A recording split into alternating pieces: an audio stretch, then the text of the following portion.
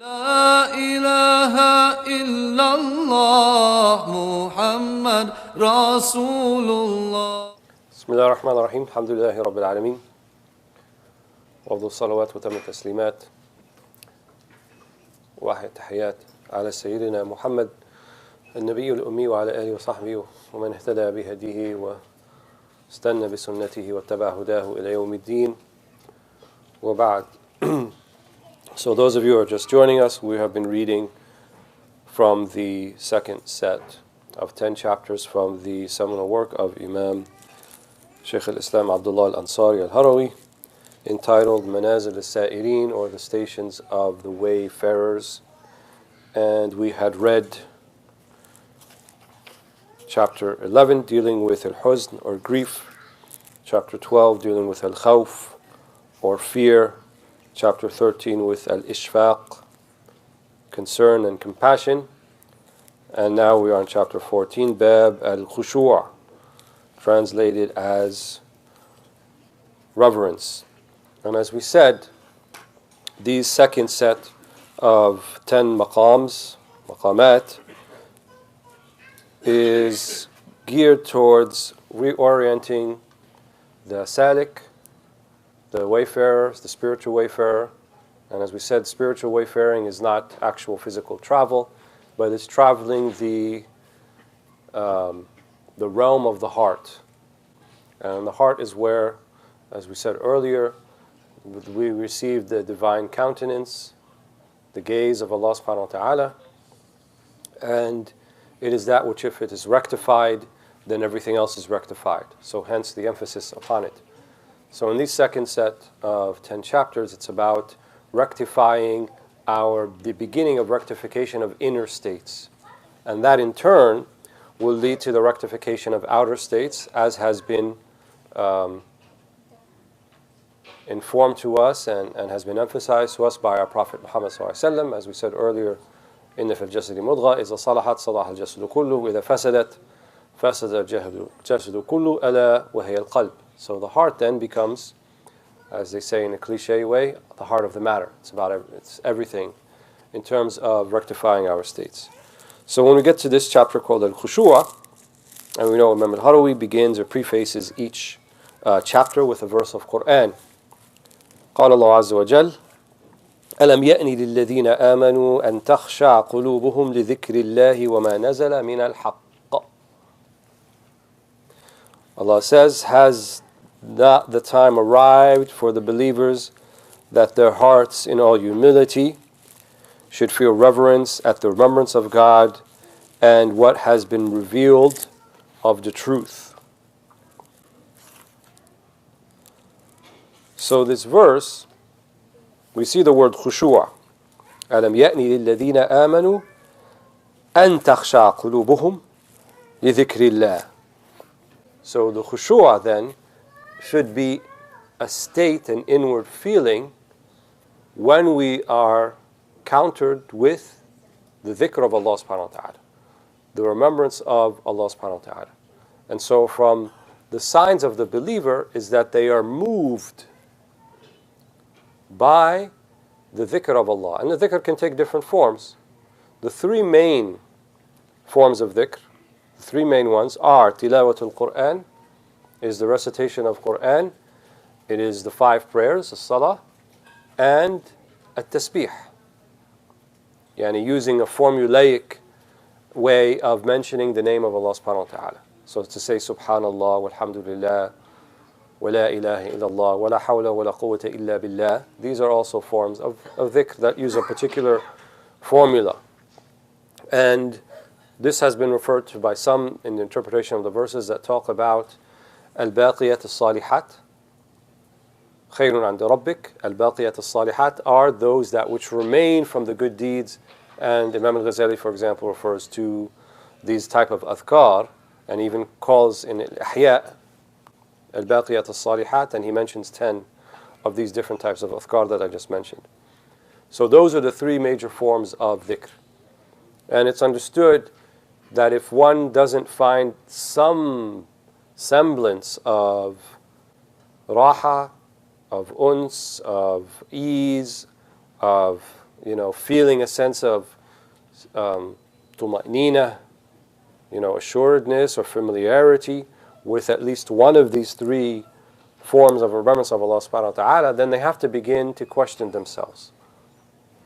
Because at the very least, we should feel it either in tilawat al-Quran, or in al-Athkar, or in salawat, our ritual prayer. And if we're missing it, right, in all three, then one has to begin to question, what is it that is blocking my heart from feeling anything in any of these three things? And we have to go back to what we mentioned previously, that the heart is kind of a one-way channel. And it doesn't have room, and it doesn't have the capacity, really, to be turned into more than one frequency. Right? So think of it like the radio.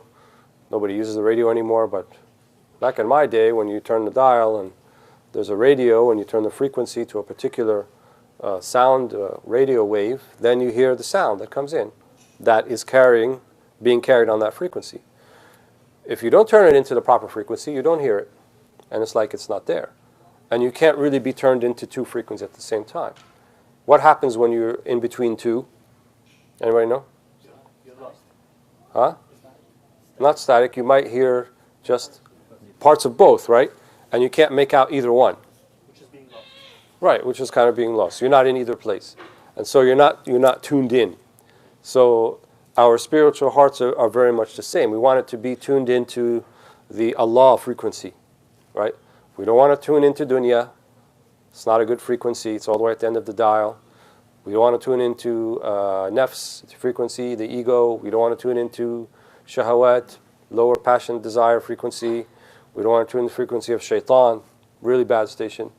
We don't want to tune into that. Really sad, as our president would say, sad guy. But you want to tune into Allah subhanahu wa ta'ala. And so we seek out the opportunities where we can get this type of khushu'ah. الذين إذا تليت عليه آية زادتهم إيمانا وعلى ربهم يتوكلون. The ones when the verses have been recited to them, زادتهم إيمانا. They increase in iman. وعلى ربهم يتوكلون. Right? And upon their Lord they put their complete reliance. So this is the relationship we try to cultivate with those things that are considered dhikr. Right? And dhikr means remembrance. The opposite of dhikr is ghafla. Ghafla means being in a state of obliviousness, not being aware, right, that even the words that are being said to you, that are being recited to you, carry this potential and carry this meaning. So then how do we describe the reaction to it? What should it engender in one? Well, one of the things here, as we mentioned in this chapter, is something called al-khushu'. What's this khushu'? He defines it, like he defined the other ones. He says, al-khushu' خمود النفس وهمود الطباع لمتعاظم أو مفزع وهو على 3 درجات. So reverence then is the quiescence of the spirit and the abatement of, not a good translation, not of character, but the abatement of our inclinations when we encounter either something that is muta'azim, something that is great and awe-inspiring, or something that is mufza', something that could be frightening or shocking, let's say. Shocking is a better word. And then al-faza', shock. And people usually experience this every once in a while, Muslims and non-Muslims. It's just that some people don't have the vocabulary to kind of express what they're feeling at the time. And when I mean vocabulary, I don't mean just the physical words. I mean kind of the spiritual vocabulary, the inner spiritual vocabulary to recognize what it is that they're feeling. They don't recognize what they're feeling right now. And part of what he's trying to show us is if you do feel that, then that's quite a good thing. That's a natural thing. When people encounter something that is out of the ordinary, the average person, out of the ordinary, they don't have an explanation for it. It just seems something really, shocking, or awe-inspiring or amazing. They say words that seem to go back to something, to express something bigger than what they are, something sublime. Holy cow, did you see that? Holy cow, where did that come from? Right? But again, I don't know if that comes from a Hindu thing or wherever the origin of it is, but it came from a place where they want to express, like, this is something, I don't have words for it. Oh my God, right? And now the OMG acronym has just become meaningless in, people shooting them back and forth on their text messages. But usually, oh my God, like, they're beholding something, right, that is greater than themselves. And if this is accompanied by, as he says here, khumud nafs, right, like khumud nar. So it's almost not an extinguishing of the nafs, but putting on a very low burner. So the nafs here, as we said, whenever we talk about nafs, as was asked earlier, we're talking about nafs al-amara bis-su'. So the nafs al-jumuha, right, the nafs that is the one that is very stubborn and obstinate and just wants to do what it wants to do, it gets shocked into conformity, right? It gets shocked into like, oh, wait a minute, I'm going to be on my best behavior here because something that really scared me or shocked me, or I'm inspired in awe. Hence the khushu'. وَهُمُودُ التِّبَاعِ, right? And also abatement of those inclinations that we had before. Right? Because think about when you're really scared of something, right in the moment, you what? You freeze, right? You feel like you can't, I don't want to make a movement any which way, right? If you are, you're walking in the park or the forest or something, and you come upon a dog that's off its leash, and he looks a little bit fierce, you're like, okay, I don't want to make a wrong move with this thing. I'm going to be very deliberate in my movements, right? Because there's a fear that something's going to happen here. So, وَلِلَّهِ الْمَثَلِ الْأَعْلَى, of course. But what we're trying to say is that one then will be kind of placated a bit. Their nafs becomes placated, and then they enter into this sense of khushu'. وَهُوَ عَلَى ثَلَاث دَرَجَاتٍ. And he says it's of 3 levels, as he said in the earlier ones.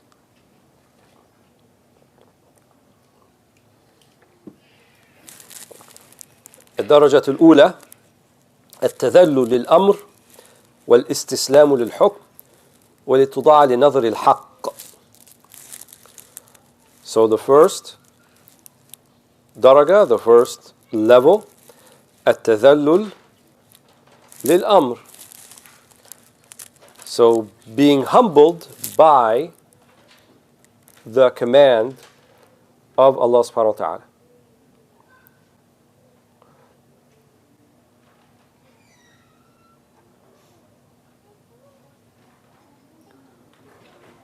So amr here could mean either types of amr, I think. So Allah has 2 types of commands, as it were. There's the things that He commands us to do, like أقم الصلاة, ادفع الزكاة, حج البيت, كذا. يعني a command. And command also means its opposite, prohibition. لا تفعل, right? لا تقربوا الزنا, so forth. لا تقربوا الصلاة وأنتم سكارى. So the command and prohibition are the command that Allah issues to us that we should fall in line with. So to be humbled before that command. And the important part here is not because of the command itself, but who is the one commanding. This is what it goes back to. Right? Because usually people are going to be a little bit lackadaisical when they say, يعني هذا أمر يعني هين بسيط كذا. It's not a big deal, so what? I missed a few prayers here and there. Does Allah need me to pray? And it's not a big deal for Him, so why is it a big deal for anybody else? And then we tend to justify these things. Or if we lie in a situation we shouldn't be lying in, people call it a white lie, right? Like it's innocuous, it doesn't affect anybody.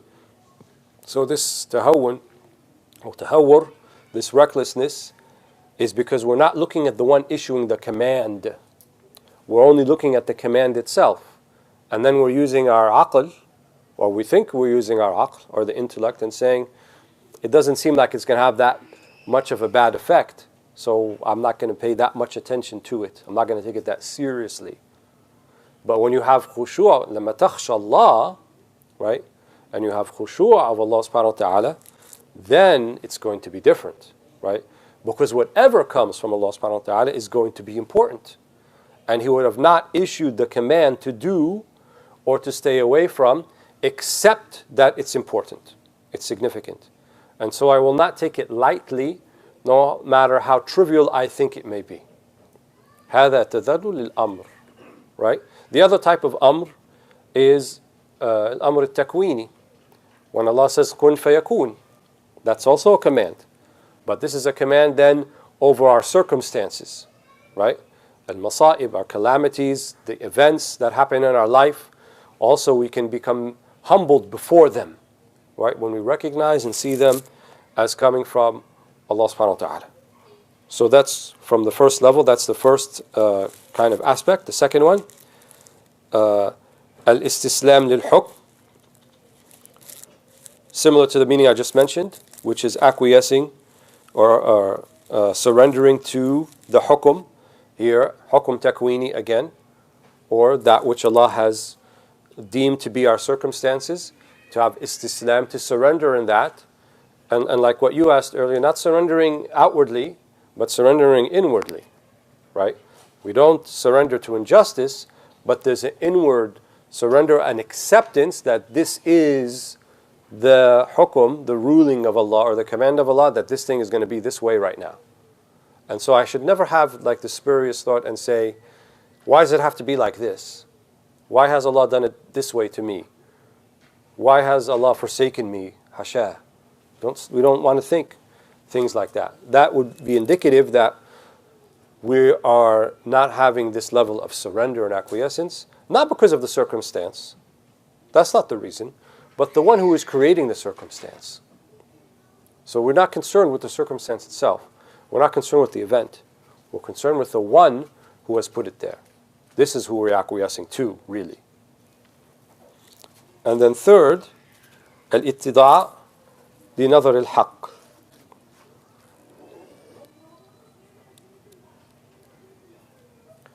And this means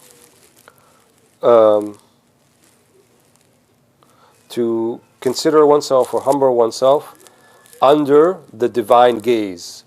Nadhar al-haqq. And we mentioned this a little bit earlier. تعبد الله كأنك تراه. To worship Allah subhanahu wa ta'ala as if you see Him. فإن لم تكن تراه فإنه يراك. But if you are not at the place where you can see Him, then know that He sees you. So this is muraqabah. Al-ittida' nadhar al-haqq, understanding that Allah is ever vigilant and nothing that we do escapes what He can see. And we all know that, right? If someone is asked that question, of course, say, of course I know that. But do we know it in the sense that we live that, right? نشهده حالا, right? Not just maqalan, not just something we say, but are we living it, right? That we actually feel like He sees everything I do. He actually does see everything I do. And in the moment, I'm cognizant of that and I'm living that. How then could I transgress against Allah subhanahu wa ta'ala if that feeling is always with me?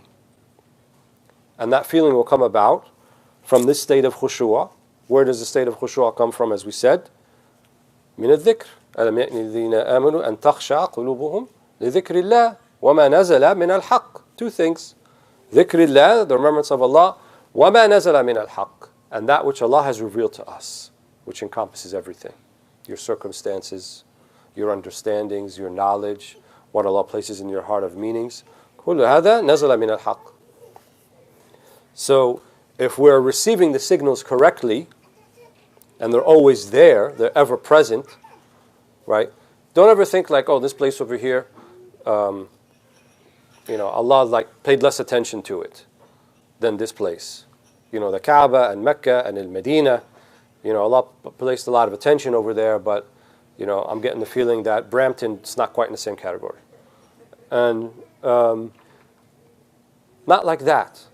We might say that Allah subhanahu wa ta'ala يبارك في هذه الأماكن المقدسة, right? That Allah puts barakah and blessing, that you'll find ibadah and ritual worship and other things facilitated in those places, but don't ever think that there's less attention being put. Why? Because that is something of a human trait. Right? We can't all pay attention to a million things at once, right? I can't be paying attention to you and to you and to you all at the same time. It's not within my ability. But for Allah subhanahu wa ta'ala, it's nothing. It's nothing. He is the one who is making each one of us, their heart beat, 60, 70, 80 beats per minute, and He's controlling that. We're certainly not controlling that. We have mushahada of this, right? We witness that we don't control our heartbeat. We know that. We don't control what's going on, the involuntary aspects of our bodily functions. We don't control that. Allah is in charge of all those things. So there's equal, you can say, atina, right? He's taking care of all those things. So don't think that somehow Brampton is getting less attention than in Medina or Bayt al-Maqdis or Damascus or these other places. Because if there was no attention from Allah, it wouldn't exist. It would be nothing. It wouldn't be a place. It wouldn't be a thing. It wouldn't be something that you would know or could recall the name of, because it would have never existed to begin with. That's what it means when Allah doesn't pay attention to something.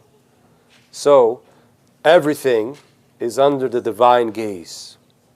Everywhere, every square millimeter, nanometer on the face of every planet and every sun and every moon and every planet and every comet and every black hole, whatever else they want to call it, in the universe has the divine gaze, right? And without it, it would cease to exist. Not that it just would not exist to begin with, it would cease to exist as well. So, be aware of that, right? Nothing can escape that. Allah ma'akum. وَلَوْ كُنْتُمْ فِي بُرُوجٍ مُشَيَّدَةٍ. Even if you thought you were hiding, that's an example that was drawn for the people of the Arabs of the Peninsula at the time. Even if you were hiding in the highest, most fortified towers, Allah's still with you there. There's nowhere you can go to hide. So you can go to the moon, you can go fly in a spaceship to another galaxy, doesn't matter. Allah subhanahu wa ta'ala is always, you're going to be under His divine gaze.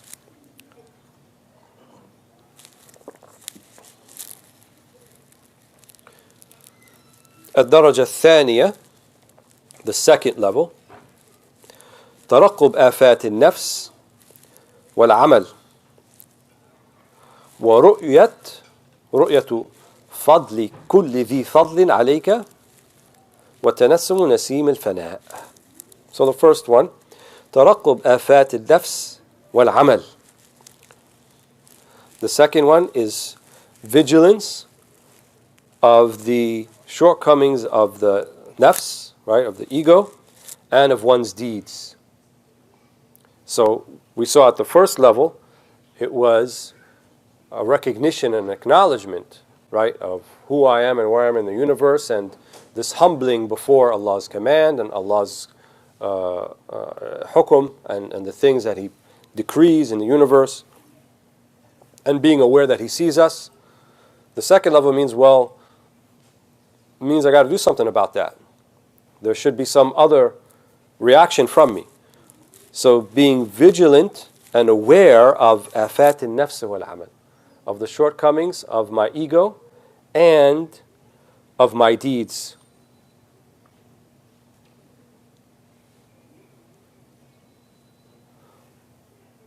Why? Because now you might say that sounds like something from a beginning stage, right? When someone is looking at their deeds and saying, they have shortcomings or not. Wasn't that discussed in the first set of 10? Aren't we a little bit further than that? And the answer is yes. But now the impetus, the reason we're doing it is different. Here, this is based upon khushu', right? So it means that me watching over my deeds or being aware of my deeds and where they're at is because I have this khushu', I have this humility, or I have this reverence before Allah subhanahu wa ta'ala. So I would feel ashamed for Him to see me doing something I shouldn't be doing, or for me to not be doing something I should be doing, right? I feel haya, I feel embarrassed or shamed before Allah subhanahu wa ta'ala. So now it's not so much about the consequences of doing or not doing in terms of iqab and punishment and so forth, but I don't want Allah to see me like that. right? Just like when you have someone that you respect highly and greatly, and they're watching you, you're going to be on your best behavior, right? When you go to the house of the girl that you want to marry, and you sit with the parents, don't tell me you're going to be sitting, one leg over the other and chewing your gum and, sitting back and scratching yourself and all over the place. And no, you're not, right? You feel like, wait, I got to be on my best behavior here. Right? And that's a natural human inclination, because they're watching you, and then they're trying to pick out and see if there's any shortcomings in you, because you're coming to ask for their daughter's hand in marriage. Well, what about Allah subhanahu wa ta'ala, who sees you everywhere that you are, right? Everywhere that you may be. Even if you're in hiding where you think you may be hiding, there's no way you can hide from Allah subhanahu wa ta'ala. So would that not make me want to be on my best behavior and be cognizant and look at the shortcomings of my deeds and of the ego that tries to extend me to go out of the proper adab and etiquette?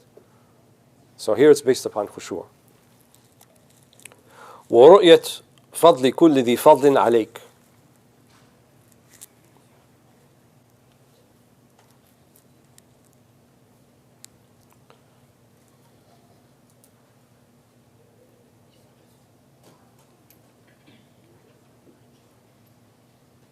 So, translated as awareness of the favor of whoever has done you a favor. Here in terms of people, right? So, no one can accuse this science, tasawwuf, of being like so concerned with oneself at the detriment of other people. Our teachers, they told us that من زاد عليك في الأخلاق زاد عليك في التصوف. Whoever is better than you in terms of their character traits and how they treat people and their mu'amalat, then they're better than you in tasawwuf too. Tasawwuf is not talking about maqamat and ahwal and ghaybiyat and malakut and all the things you can see of the unseen and floating in air and all that type of stuff. But it comes out, its thimar, its fruit comes out. How are you with other people? So here is mentioning one of the fruits, and a very, very extremely important fruit that should come out, is that you properly acknowledge the favors that others have done for you. And that is not in contradiction in recognizing that obviously Allah subhanahu wa ta'ala is the one who enabled them to do that for you and put them in a position to do that for you, but at the same time, recognize that they've done you those favors, right? رُؤْيَةْ كُلِّ ذِي فَضْلُهُ عَلَيْكَ. Right? Someone has facilitated something for you, they've helped you out, they've extended you some help and things like this. Then the very minimum is you have to recognize that. So he didn't say thank them properly, even though that's part of it, but the first step is to recognize it. Because some people can be in a place where they actually, it may be hard for some of us to believe, but it's very possible they never see that anyone has done anything for them. And the reason they don't see that is because they feel entitled to receiving those things to begin with. And when you feel entitled and you're deserving of it, then you're saying, they have to do this for me. They should be opening the door for me. They should be deferring to me and my knowledge, and they should be, trying to kiss my hand and all these things because, I'm this and I'm that. You feel entitled, feel that you're owed these things. And when you feel like you're owed something, you don't see any value to the ones who are doing it for you, because the minimum they could do is just, that's what they owe you. And the faqir ilallah, right, the one in the state of poverty and destitution towards Allah subhanahu wa ta'ala, knows that nobody owes him anything or owes her anything. We are not owed anything. Nobody owes us, even Allah doesn't owe us anything, right? Everything that we're given, right, بِمَحَدِ الْفَضْلِ, that's what they say, is absolute favor from Allah subhanahu wa ta'ala, right? It's not, لَمْ نَسْتَوْجِبْ عَلَيْهِ شَيْءٍ. We didn't do anything to necessitate Him to have to give us something. Don't think that your prayers and don't think that all the things that you do that you've been asked and commanded to do for your own benefit are the ones that bring about Allah's favor. One of my teachers, he told me that al-a'mal, right, good deeds, alamat. They are signs, right? And they are not things that necessitate Allah to do things for you. So if you are on a program and you're trying to do your best and you're praying and fasting and so forth, these are all signs that Allah has bestowed His favor upon you. You are then not to turn around and say, oh, look, I've done this for you, now give me the things that I want. They're not mujibat, right? They're not things that are going to precipitate or necessitate Allah to give you things. They themselves are the gifts.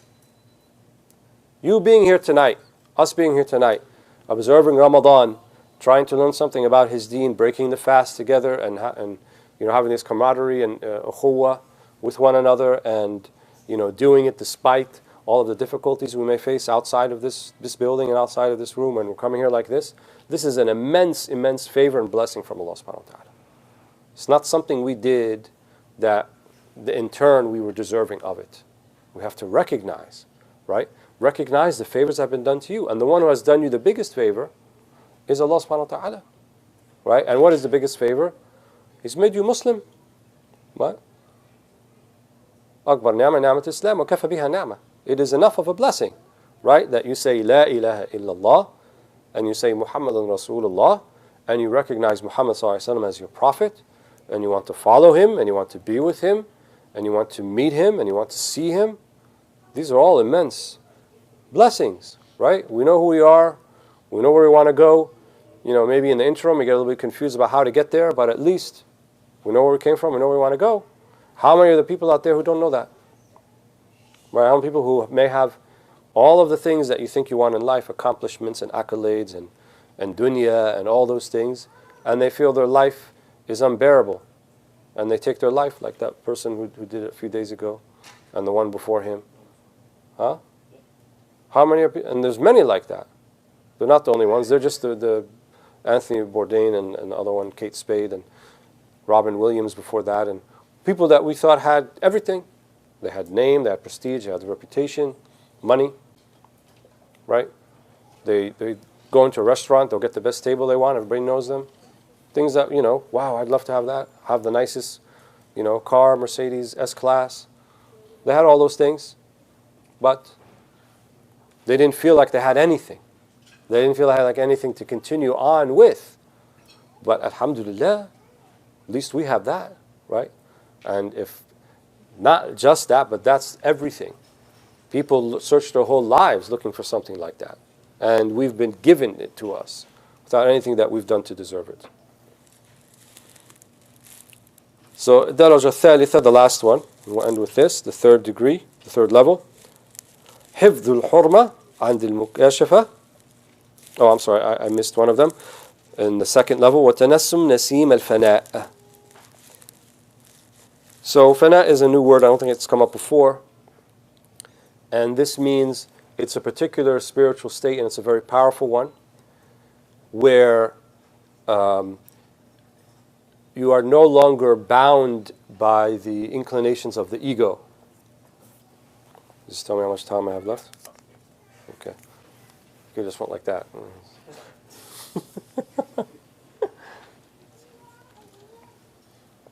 So, Tanassum Nasim al-Fana means the very beginnings, he says, inhaling like the Nasim or the breeze of Fana. Right? So what happens when the ego is no longer a factor?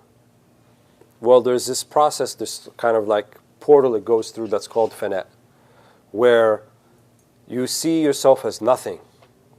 Right? When I just talked about you're not deserving anything, you're not entitled to anything, then you realize, I'm not anything then. Who am I? Right? I'm just this thing that Allah decided to create, and I'm here, right? And maybe there's significance because of His decision to put me here. But I am not an entity that is deserving of anything, or should be requesting or feeling like it's entitled to anything. And then there's this annihilation, it's called annihilation of the ego, of the nafs. And that's like a kind of a temporary state. You go through it, and then what you get on the other side is no longer being concerned with the self, but now all concern and all aspirations are put with Allah subhanahu wa ta'ala. They refer to that as baqa, which is the higher place. So here he's saying the very beginnings of fana will come to take place when you are in this second level of khushu'ah, of reverence for Allah subhanahu wa ta'ala. Because once you get on the other side of fana, then you're going to see things like tuma'nina and an assuredness, and things will be not about khawf, but more about uns, right, and jama, and this raising in degrees of closeness to Allah subhanahu wa ta'ala. So then he goes to the third level, and we'll finish with this. حفظ الحرمة عند المكاشفة وتصفية الوقت من مرايات الخلق وتجريد رؤية الفضل. So حفظ الحرمة عند المكاشفة is maintaining the sanctity or inviolability of the maqam upon al-mukashafa, an unveiling. So maybe you had the very beginnings of fana, and maybe you reached some sort of spiritual unveiling. Something was unveiled to you, something about yourself, something about something around you, right? And you knew that you recognized it came from Allah subhanahu wa ta'ala. So if you're still within the state of khushu'ah, don't think, oh wow, I've just become a wali and I'm this big deal now. And just because you had some spiritual gifts doesn't mean that you've gone anywhere yet, right? It means you're still on the path, but Allah is kind of encouraging you and giving you some things.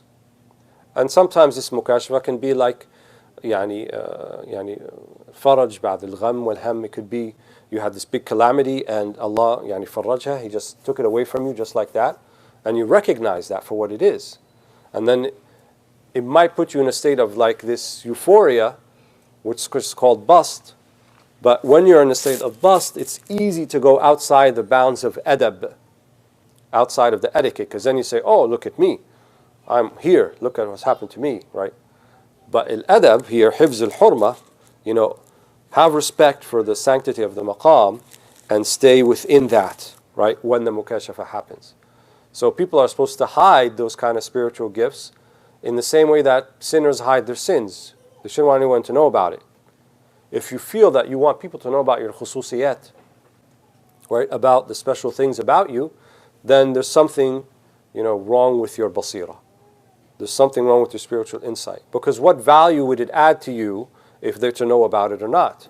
You're not doing it for them. You're doing it for Allah subhanahu wa ta'ala. So if you want them to know about it, that means there's something of what he says here, al-maraya, right? وَتَصْفِيَةُ الْوَقْتِ مِنْ مَرَايَةِ الْخَلْقِ. Ostentation. There's something of you are seeking the approval, or the buzzword that people say today, the validation of people, right? Never seek validation of people. We don't need people to validate us.